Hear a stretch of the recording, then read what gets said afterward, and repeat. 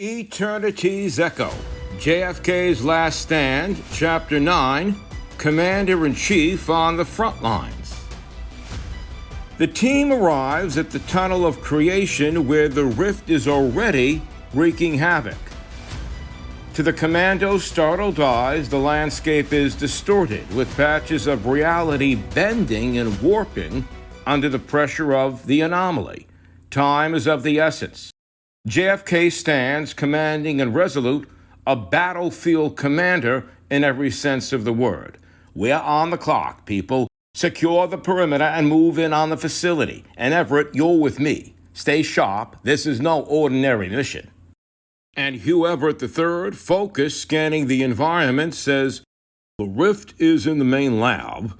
The readings there are off the charts, so we'll need to deploy the containment device directly in the heart of the anomaly. Anything less and we're done for at wasting our best shot." And a military officer comes over with urgency. "The perimeter is secure, Mr. President. Now we're encountering spatial anomalies. Some of the terrain isn't where it should be, but we're holding our position. These are trained commandos, so we're going to be moving in at your command, sir." There is the sound of doors being kicked open, boots running on concrete, the distant hum of the rift growing louder and even more erratic. The operation is underway, but the rift's instability is increasing with every passing moment. Time flickers unnaturally, causing brief lapses where seconds seem to stretch into minutes and sounds warp into distorted echoes. The team pushes forward, every step a struggle against the disorienting effects of the rift. Kennedy, his voice steady and reassuring, says, "We must keep moving.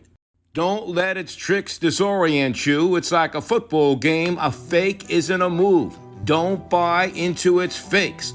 Focus on your mission." There is a sudden surge of energy from the left, a low rumble that shakes the facility of the tunnel to creation, causing debris to fall from the ceiling. Secret Service agents who've come through the portal start to rush forward. They've remained in the background until now, but the danger to the president is too great. Yet the commander-in-chief, in these dire circumstances, waves them off. The troops watch this, emboldened by the president's courage, and Everett says urgently, "Mr. President, we're close, but the rift is destabilizing faster than I had anticipated. We need to deploy the device now or very soon, or it might be too late." And a military officer, yelling over the noise, says, "We've got your back, Doctor. Just point us where you need the device and we'll get it done." Kennedy steps in front of Everett and then starts to charge forward as if he's a fullback blocking in a football game. They rush forward, Kennedy in front and Everett following behind him in his wake. As they approach the main lab, the rift looms before them, a swirling vortex of darkness pulsing with malevolent energy. The team itself braces themselves, knowing that one wrong move could mean the end of everything. The hum of the rift intensifies, mingling with the sound of heavy breathing and the clatter of equipment as the team prepares for the final push. JFK, determined, addressing the team, says, "This is it, gentlemen. We're not just here to fight for our lives, we're fighting for the very fabric of reality. On my mark, we move in and deploy that device. No hesitation, no second guessing. We get it done or we don't come back." There's the sound of hands tightening on weapons and the clinking of gear as the team prepares for the final assault. With the rift pulsating dangerously ahead, the team steels itself for what could be their final mission. The weight of the moment presses on them, and there's no turning back now. And JFK says again firmly, "On my mark, we will go." The team charges forward, the roar of the rift reaching a deafening crescendo. They race against time to save not just one world, but all worlds. The commandos have done what they could to secure the facility, but it's clearly under the control of the rift. The alarms are blaring, machinery is roaring out of control, the roar of the rift growing even louder. Hugh Everett follows behind Kennedy, who dashes into the facility. Everett, the chubby scientist, cradles the detonation device. Inside the lab, where the rift looms like a malevolent storm, the team is locked in a desperate battle. The air is thick with tension, the scent of burning ozone. The rift is tearing at the very fabric of reality. JFK, commanding, breathless, says, We're in the heart of it now, Hugh. Keep those throwers on target, men, and we have to weaken this thing before we can deploy Dr. Everett's device. Commandos, hold your ground, but don't overuse your antimatter throwers. And Everett, cool despite his breathless state, is adjusting the containment device. The throwers are doing their job, but it's not enough. We need to get this device in place and finish this. We must finish this once and for all, Mr. President. The lab structure groans under the strain of the rift's power. The antimatter throwers hiss as they release their payload, creating a temporary buffer against the rift's pull. Suddenly, Bobby appears, rushing in, determined. Jack, I'm with you always. We're finishing this together. You shouldn't have thrown a party without inviting your favorite brother. And Jack nods steely. Well, then stay close. We're not letting this thing win. We have to see it through. The rift pulses violently, sending shockwaves through the lab.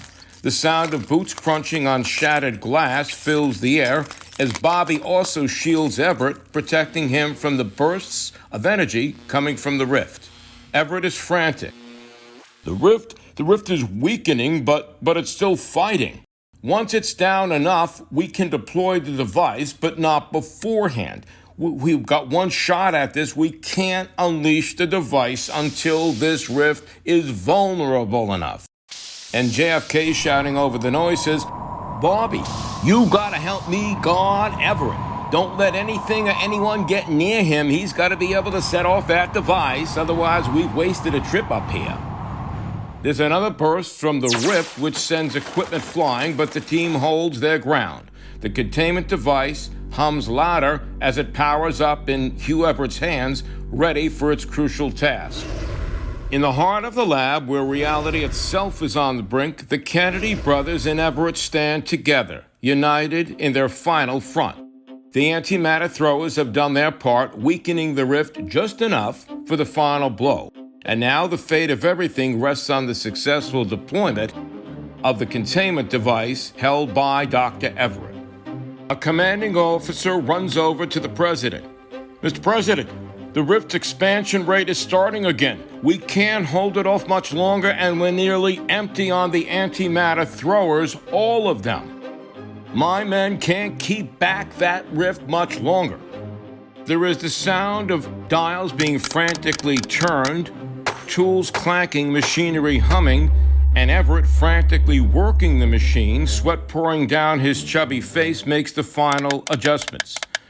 Just a few more calibrations, Mr. President. We've got to match the frequency. Just if they can hold it steady a while longer, just a little bit, we're almost there. The tension in the lab is palpable, the team watching Everett's every move, their eyes locked on the containment device. The rift, sensing the imminent threat, pulses violently, sending shockwaves of energy through the lab. A sudden surge from the rift causes lights to flicker and machinery to spark inside. And JFK, steeling himself, his voice resolute, says, Hugh, this is it. Get ready to deploy. We've got one shot at this. We can't keep our fight in the gym. Finally, breathlessly, the device held by Everett springs to life, a wave of energy surging through the lab. The rift, sensing the threat, lashes out with a furious roar, its energy becoming more chaotic, more unstable. The team can feel the ground beneath them shudder as the very fabric of reality begins to warp. Bobby senses that an assault or an attack is coming from the rift. His eyes dart around. There are many things lying on the floor. The chaotic energy from the rift has shaken the entire lab, loosening equipment and scattering debris everywhere. Amidst the chaos, there's a small glass receptacle, delicate and shaped like an hourglass. It rolls out from a secure vault, its contents glowing faintly. It's the precious helium antinucleus, the very discovery which led to the rift. As the glass receptacle rolls on the floor, it comes to a stop at Bobby's feet, and quick thinking, his eyes widening as he realizes what it is.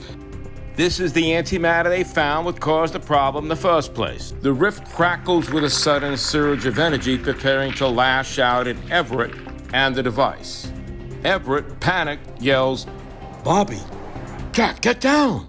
The sound of a high-pitched whine is heard as the rift charges itself up, but without hesitation, Bobby scoops up the small glass container, the antimatter inside shimmering ominously.